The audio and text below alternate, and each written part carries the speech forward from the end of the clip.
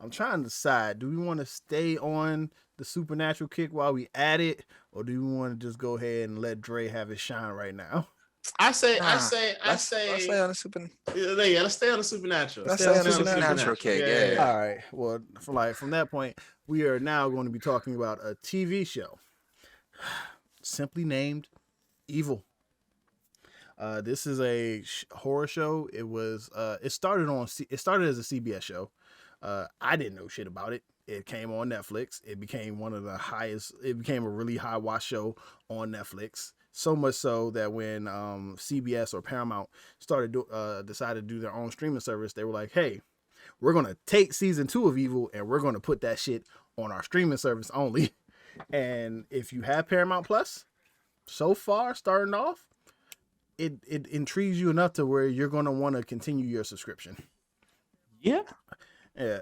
If I had to give a general synopsis of the show, it is about a criminal psychologist who works for a priest in training. Is that what he is? Yes. Who works for a priest in training along with a he's okay. He's not a priest yet, but he's training to be a priest. Like I guess to qualify for it. Yeah, to qualify for it. Yeah, along with another friend of his who's a videographer. They are basically working for the church, for the Catholic Church, investigating claims of demonic possession, demonic entities, trying to determine whether or not they're real or if they are, false. They have the psychologist there because it's just like, hey, we're not stupid. We know sometimes it might just be someone's a little mentally off. And we know other times, no, there's a demon. So the first season I liked really a lot. It started off a little dull. I thought it was going to be at first, but it was some really good chemistry between the two lead characters. The priest in training, who is Mike Colter. A lot of people might know him as Luke Cage. No one even knows him as Mike Colter. It's Luke Cage. It's always Luke Cage. Hey, he's been in other stuff. Yeah, but we know he's Luke Cage. But not everyone watches. Not everyone watches Marvel's stuff. So Mike Colter and been in video games. I don't even know if I can pronounce this. Katja Herbers.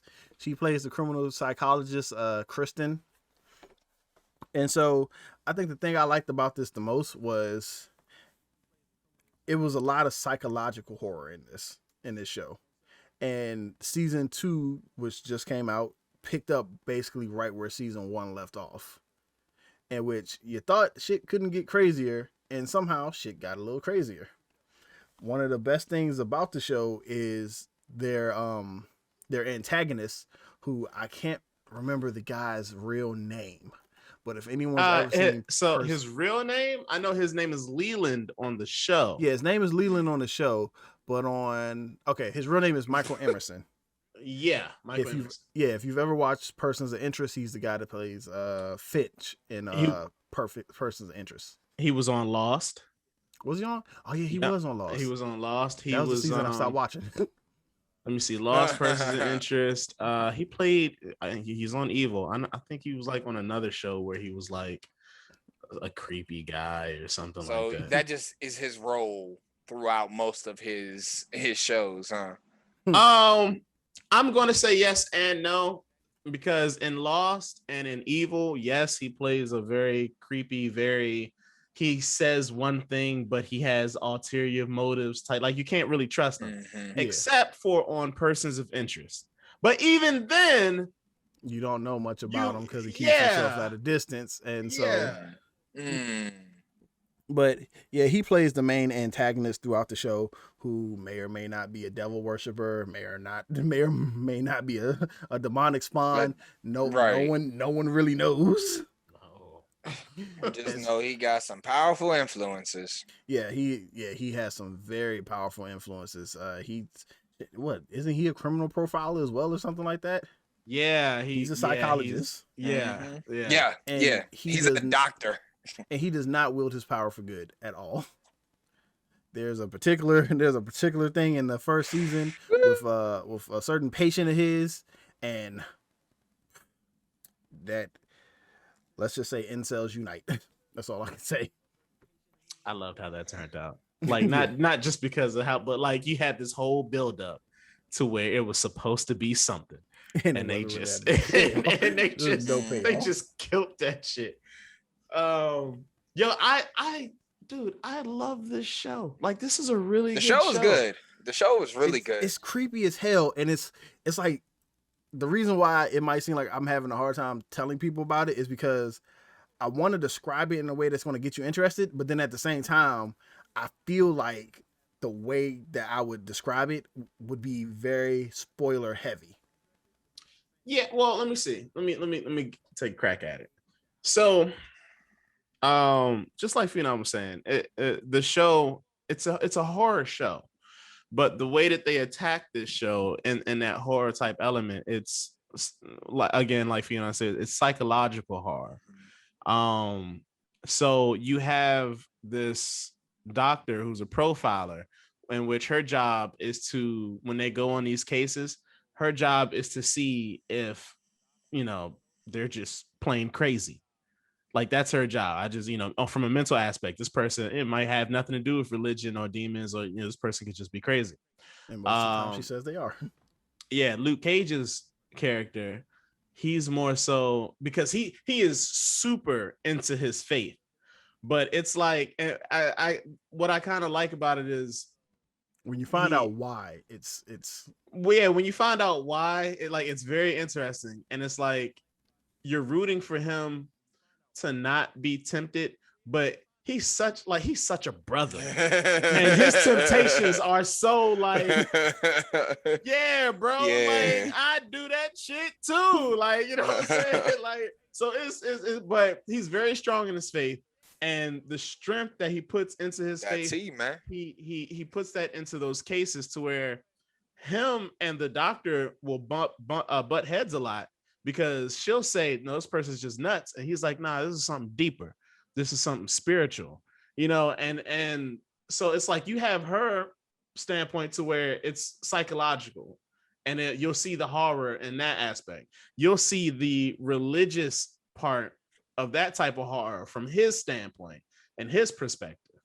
But this third guy, he don't give a shit about none of it. Nope. It's all fake. Yeah, he doesn't believe in anything. He's like, that could be proven by this and that and that.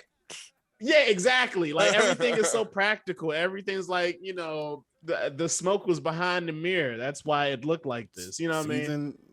Season 2, episode 1, some shit happens, and the chick is just like, hey, this thing happened. Could you test something and see something for me?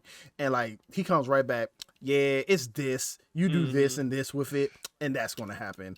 I'm like, God damn. I was like, you just ruined that shit. Down with science. That's his thing. He breaks it down with science. So the three of them pairing up, I mean, they're like a little super team, man. Like, it's kind of dope, but they all have their different perspectives. And honestly, none of them believe in none of the perspectives at first. Yeah. What makes the show really good is that their perspectives start to, it's not like everybody's joining in on the spiritual aspect. It's like everybody is seeing everything from everybody's perspective. So the doctor is hesitant because the science doesn't match up from what the guy is saying. And Luke Cage's character, he doesn't believe it because this guy just really looks crazy, so that can't have anything to do with demonic possessions and stuff like that. So you'll as the characters grow together, they start to see things from each other's perspective. And Leland, as the antagonist, is just so fucking evil. Like, I think the show is just called after him. He is just so evil. He's so manipulative. He is just so, he just has a lack of conscience, and he just cares for no one. Like, and it sucks that he has a finesse too. Yeah, everyone and everything is a pawn to him, but he's just so smooth about it that people just go along with it. And like, even when there's a certain character, even when you try to get them to question it, they're just like, they don't even question it. Like, oh my goodness, he's done some shit in this show where, like, if someone had told me this about that person, I wouldn't want to talk to them again. Like, I don't even want to hear your side. I don't even want to hear your side of the story. And yet somehow he's able to weave his way into all three of these people's lives. It's very wolf in sheep's clothing throughout the whole series with him.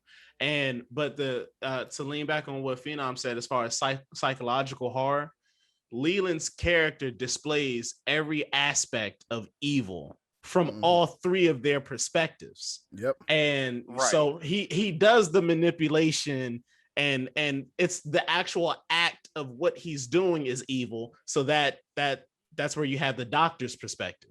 Then it's a lot of spiritual aspects with him, to where it's like, hey, is he a spawn of the devil? And they have a lot of powerful imagery with his character in certain scenes, to where you're like, oh, this nigga is in cahoots with the devil. Like, this is okay. Like, yo, right. But what's funny is it's not until he and Dre, I know you haven't seen it yet, but I've made it through most of season 1. Okay. Majority of season 1. Well, you'll see, like, Leland interacts with the group, Ben, yeah. But in the first season, he's more so interacting with the doctor and Cage's character, Kristen and David. Right, Kristen and David. But when it's this episode, he meets Ben. He introduces himself to Ben for the first time, and now you see developments happening with Ben, the science guy, the guy that can explain everything. Now you see things happening with him that maybe science can't exactly explain his way up out of this. You know what I mean? So the show is just like, of course you got to bring back a season 2 after the first season. Of course you got to bring back a season 2, man. Like, you have to. I don't even know at what point do you say, like, it stops, or where it could possibly end, especially since season 2 is just now beginning. But with a concept like this, with it exploring so many aspects of evil itself, just the idea of evil, and it's even showing an aspect to where you'll see the effects of a person who was once pure turn into evil. It's like it's doing so much. It's doing so much, and it's doing everything at a very precise, creepy as fuck pace. Because watching this shit, like I was telling him earlier, it has a lasting effect when you watch this show. Like, if you think about it, if you really pay attention to what you just saw, you're like, man, that was like you guys were talking about night terrors earlier, sleep paralysis. And sleep paralysis, and it's some shit that happens, like, well, in the first season, even Dre, and I'm just like, in my head, I've never experienced it, but if you guys are saying that you've experienced it, just what I saw on that show, I'm just like, dog, that has to be. Not gonna lie, that scene triggered me a little bit. Hey, Phenom, it's just like that. Like, they nailed it. What Dre was talking about, what I was talking, they nailed the idea of sleep paralysis. Nailed it. And it feels like you're hearing perfectly fine, like not distorted at all. It feels like your vision is perfectly fine. Like, I felt myself move my eyes all directions, and you just can't move your body. I couldn't move. The other thing I appreciate about this show is I just like the three main characters. I like their dynamic. I like the fact that I don't have to believe everything that you believe, but the fact that they were, like, especially in this day and age, the way we see things portrayed, like in real life and on social media, how it's just like, oh, you don't agree with me, I don't agree with you. Your point of view is stupid. They are like, to be a criminal psychologist, to go to school and to study, the mental diseases and things like that people can have that make them do certain things. And to be willing to just say, all right, like, I don't believe it, but I will accept the fact that you believe that this might be something demonic. And she does, like, the Christian lady, she doesn't there's a episode where she does like very overstep, but for the most part, she doesn't like blatantly like try to cut David off. It's like, no, you're wrong. This, you know, she'll listen, she'll talk. They'll normally have some type of discussion about it. And Ben too. Ben will sit back and talk and have a discussion about it. Like Ben even said, like I think Kristen asked him one time, like, if you don't believe in this, why do you do it? And he's just like, I don't believe in this. I believe in David. Exactly. So I like that. I like how it could be a very fine line between mutual respect and just like straight, oh, you're dumb. Why the fuck am I working with you? Yeah. And they do a very good job at it, and they do a very good job at the whole opposites attract as far as chemistry is concerned with some of the characters. It's like, so I definitely appreciate that. It's a surprise, and I didn't think that this doesn't seem like a CBS show to me. Like, this seems like something I would think I would catch on Fox, maybe the CW if they want to be a little edgy because of Supernatural, or maybe like a FX, TNT, you know, a pay for channel. Yeah. When I first heard it came on CBS, it's like, that's why it's not still on CBS. It's on. That's why it's on streaming, because it did so good streaming wise on Netflix that they were just like, hey, let's pull this on our streaming platform, and maybe this will help us bring in numbers. Because most of the time, if I'm thinking CBS, I tend to think like procedurals, cop procedurals, like NCIS and CSI and all that other shit. I'm not. Well, I mean, to that respect though, this also has a procedural. It has that aspect. It does. It does. It's just like I said, when you think of like what they do best, it's like 18 seasons of NCIS, 10 seasons of CSI, and all this other stuff. Even they even have the little Silence of the Lambs show on there, I think, called Clarice. I don't even think that's going to make it. Like this right here, I'm surprised that it came out on CBS. It had Hannibal. The CBS, it had Hannibal, right? NBC had Hannibal. NBC had Hannibal. Okay. Yeah, NBC was another network I would see this. CBS and ABC are the two networks that I did not imagine that this show would be on. Like, if you told me it came on Fox, you told me it came on NBC or CW, I was like, oh yeah, it's like CBS. Oh shit. But that's why CBS was like, hey, we can't keep this on our shit, bro. This does not turn out as bright as we thought it would. Netflix is like, I'll take it. I just really wonder how what the ratings were looking like before Netflix took over. Like, I wonder if it was like an All American type thing. You know, the All American's a show on CW. The first season came out. It didn't look that great ratings wise. It was rumored that it was going to be canceled after the first season. That shit came on Netflix. Yeah, that shit came on Netflix. Everybody loved it on Netflix. That show is now, I think, in its third or fourth season. I even watched it. Like, I was sitting there and I was like, what is this? Click. Yeah, that show now. Same thing with Lucifer. Oh yeah, Lucifer was on that Fox lineup, and we all know Fox does not keep shows. Like, Fox has the coolest Lucifer concept made it like of seasons, though. Yeah, that's true. Fox has like really cool concepts for shows, and they'll just be gone. Prodigal Son.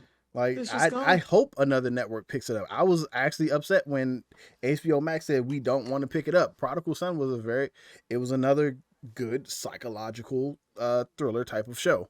You know what? to pull it back to evil.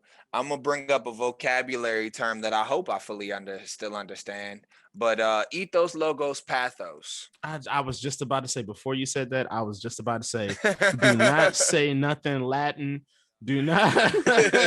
Ethos, logos, and pathos. Which I think honestly represents the three of them. Because if I remember it correctly, ethos was emotions, which is homegirl, the psychologist. I feel like she's ethos. Logos, logic, that's Ben.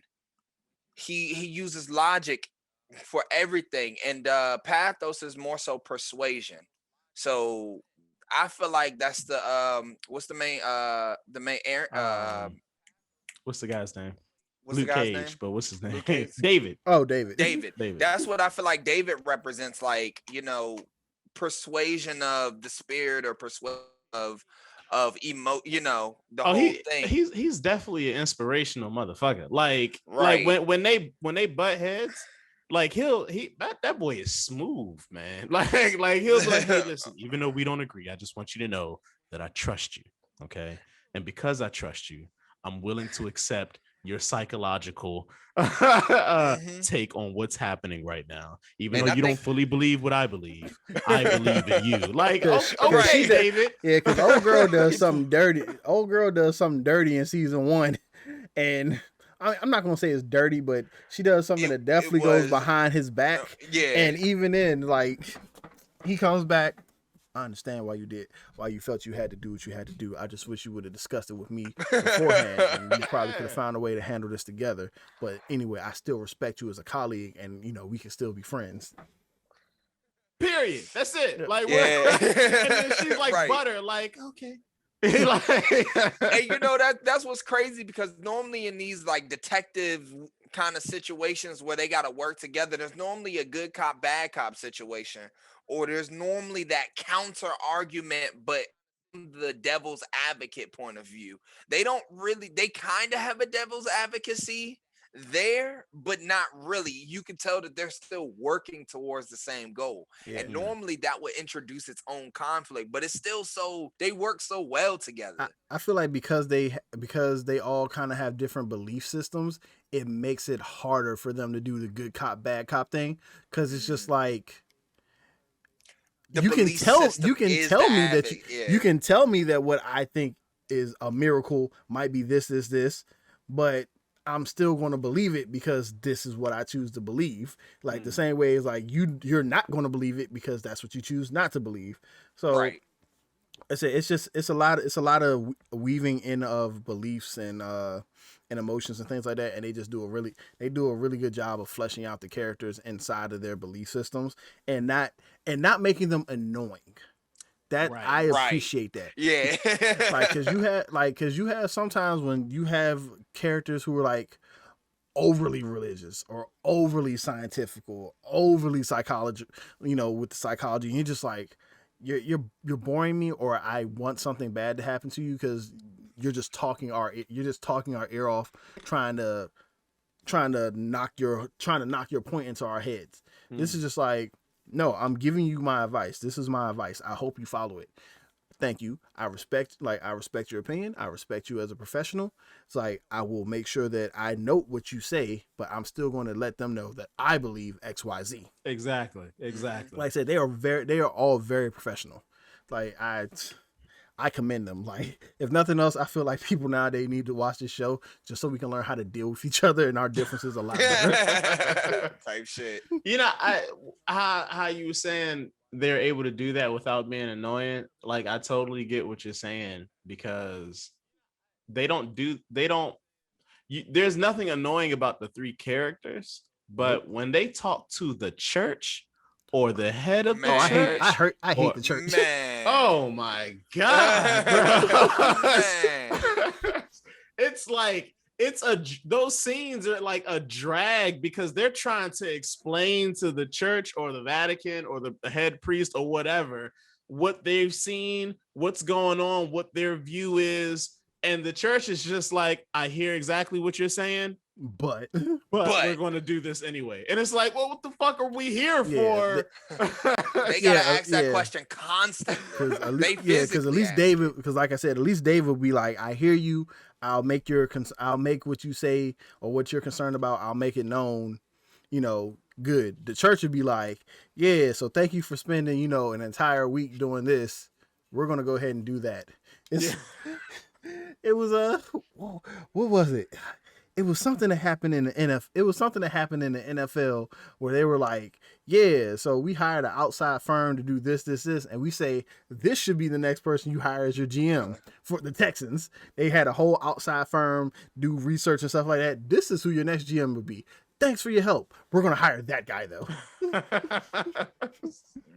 Just out here wasting money. Yeah. I'm hiring people for if I'm just not take what they saying, you know what I'm saying, in consideration. Yeah, Man. and once you get to the second season, Dre, you'll see just how bad it is. Like the first episode of season 2, it knocks home just how bad it is, to the point where you're just like, I'm gonna blow this motherfucker up if y'all don't listen to no goddamn reason. Man, church aside though, I do want to say this. I really enjoy how they made each character relatable in their own way.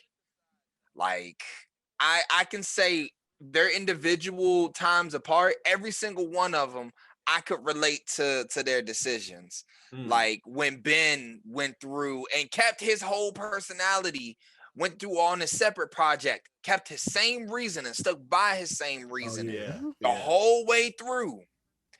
And I'm like, you know what? That's what I expected from you. And I'm glad you did it the way you did it. Homegirl.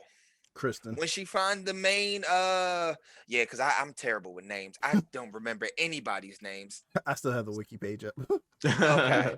When she found the main protagonist, interacting with them directly, you know, through her mother, you know what I mean? The way she responded to that, I was like, I figured you to be that kind of tactical person. Because you let loose when you need to let loose, but you always control yourself before you do it. It's a theme. She always controlling herself until the moment she wants to let go. I'll be honest, I wasn't a fan of her casting originally. Like when I first started watching the show, I was like, out of the 3 I thought she of was these characters, I thought she was going to be the weak character. Yeah, I didn't think I was going to like her. She's not. She is not the weak character, and I like that. her a lot. Right, I like that. Because her whole character came alive so much more in that moment. And it's like, that's what makes me like series overall, when they can give individual characters an individual moment that will stick with you. Like, I'm not going to forget that moment throughout this whole series. That moment right there sold me. And with homeboy, just like you said, he's a brother, so he sees his vices. Sometimes he wins the battle, sometimes he don't. But when he don't, he got his own personal reason for it, justifiably so. Yeah, it's like it's so his vices, man, are so like they're not even like big things. They're like not. For us just being good people, like we're not trying to be priests or nothing. For us just trying to be good people, we do that shit. Like it's like, you know what I mean? Like for us, it's just like, nah, nigga, that's a Tuesday. Like, what's the problem? But he's like, for me to become a little bit priest, I cannot do this. I can't drink, I can't smoke, I can't have sex, I can't. And it's like, all right, but you don't understand how much of a struggle that is for a brother on a daily basis, bro. Like, that's why that question homegirl asked, she was like, doesn't it bother you? He was like, yeah, it does. It does. I'm not gonna act like it don't. His strength, man, to something that, like, you know, I see, you know, something small, something minute, like that's a very serious thing for him. And he's like, no, I can't do this at all, because if I do this one thing, I might as well do all of it. Like he, like the strength of his character is immense, man. Like it's like the development of all these characters are just really good. It's just really good. I'm gonna ask that question. Well, Drake, I'm gonna ask you, did you get to the hospital scene yet? The hospital episode. Was there any hospital in your no. I can tell you exactly you would where know. I'm at. You would know if it was. So I mean, minus spoiler, you got a hospital scene coming up. Okay, so I'm on episode 7. Know. Okay, it shouldn't be too far. I think what Sirius is talking about, it's either episode 11 or 12. I want to say it's I want to say it's 11. You're talking about with that one particular person who just the whole the hospital episode period, bro. Like I can tell you exactly where I just passed. I'm a little bit past it, but fire. A bed full of fire. Imagine that. Man, it's been a while since I've seen the first season. A Bed Full of Fire. I think I know where you are. Two people in the bed full of fire and then a red dress. Oh, I got you. I passed that on to the next. I just made it on to the next. Okay. After that specific situation. Okay. I remember that. Yeah, there's this goddamn this show. There's an episode that is coming up, the hospital episode that I'm talking about. It's a particular fear that predominantly Black people have with hospitals. Oh, okay. No, I saw that. Okay, I saw that. No, you saw that? No, that's episode 11. Okay, you haven't seen it yet. You haven't seen it yet. Yeah, okay, so there was another Black situation earlier in the series. Specific that they called a hospital out, the CEO. That's not this one. There's an episode 11. It's of season 1. Yeah, there's an episode that shit ain't cool, man. That shit ain't cool. Hospitals. Right. It's like realistically, like especially Black men, we already don't like going to the doctor and going to hospitals and stuff like that. I watched this show. I watched that episode. Oh my God, bro. This is it. Like, if people need to understand, like, this is it. This is an over exaggerated of what, but this is what we're scared of, bro. Like, this shit right here. You know what? I got some disclaimers because I spent a good chunk of my life in hospitals. So for some of those people who don't know me, I was born with chronic asthma. Like, my lungs could shut down on me at any moment because of dust, mold, allergies, whatever. My lungs going to shut down. I almost had a couple of lung collapses. And so there's been times when I've gone to hospitals, mind you, my lungs are about to collapse, and they'll be like, okay, just wait over there. We'll get to you. And I'm over like a fish out of water. Luckily, I got a mom that's like, you don't want to mess with her. Yeah. Because there was times when it almost seemed like I wasn't going to get no treatment, even though I was physically dying. Physically, unless I called the ambulance, which was the runaround system to get me directly in, they would leave me out there for hours. And then when they get me on the oxygen system, they're like, yo, he has no oxygen. He's about to black out. He got no oxygen. Yeah, no shit, Sherlock. I came in here because I couldn't breathe, remember? But when you see that episode, you'll be like, he's gonna message us the moment he gets to that episode. He's like, nigga. Yup. Yeah. But for anyone who hasn't watched it, you can watch both seasons on Paramount Plus right now. I'm pretty sure they took it off. I'm pretty sure they took it off Netflix. Yeah, I think they did. They did. Like, but it's if you like Supernatural, it's still on Netflix. It's on Netflix. Oh, it is. It's still on Netflix. Okay. I'm watching it on Netflix. Well, season 1 is on Netflix. Season 1 and 2 are on Paramount Plus. For season 2, they are dropping a new episode every week. So that means today's the 26th. So tomorrow, Sunday the 27th, season 2, episode 2 comes out. So I'll probably be watching that. But I definitely recommend it if you like Supernatural, if you like the horror, if you like thriller, a little bit of mystery. That's what this is. It's basically a procedural. So if you like procedurals, it's a case of the week, basically. Like, it's a case of the week. Of course, there's always an overarching story, but for the most part, case of the week with where's my button at? Case of the week with. Yo, there was one scene I was like, they would never replace the ghost facers. Ever. Man, we'd have all that shit handled if ghost facers were there. We ain't scared of no demons. We done captured demons, mares, Yuris. Right? I'm not fucking with Leland. Wraiths, Phantoms. Leland got that shit. Man, I got a 45. I'm like, oh, you really the devil? The devil is not welcome here. I'm quoting a movie. I'm not making fun of anyone. Like, I gotta make sure I say that nowadays, because like I said, people sensitive. I think they love me. They never put anyone above me.